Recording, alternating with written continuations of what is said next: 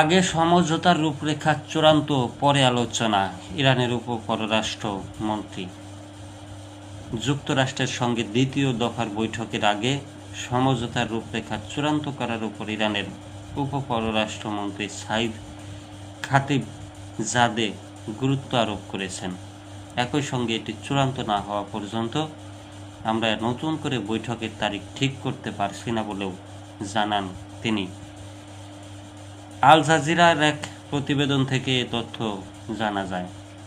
প্রতিবেদনে বলা হয়, ইরানের উপপররাষ্ট্রমন্ত্রী জোর দিয়ে বলেন, কিছু বিষয় নিয়ে দুপক্ষ এখনও ঐকমত্যে পৌঁছতে পারেনি, আর এর কারণ যুক্তরাষ্ট্র অতিরিক্ত দাবি উত্থাপন করেছে।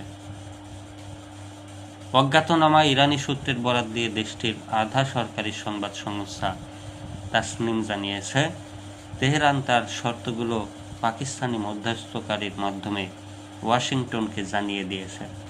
এছাড়াও তারা দীর্ঘ এবং অর্থহীন আলোচনা করে সময় নষ্ট করতে চায় না বলেও স্পষ্ট করেছে তেহরান। এদিকে বিগত কয়েকদিনে যুক্তরাষ্ট্রের পক্ষ থেকে কিছু নতুন প্রস্তাব দেওয়া হয়েছে। তেহরান সেগুলো পর্যালোচনা করছে এবং এখনও কোনো প্রতিক্রিয়া জানায়নি বলে ইরানের সর্বোচ্চ জাতীয় নিরাপত্তা পরিষদ এক বিবৃতিতে উল্লেখ করেছে। জানা যায়, পাকিস্তানের ইসলামাবাদে যুক্তরাষ্ট্র ও ইরানের প্রথম দফার শান্তি আলোচনা ফলপ্রসূ হয়নি।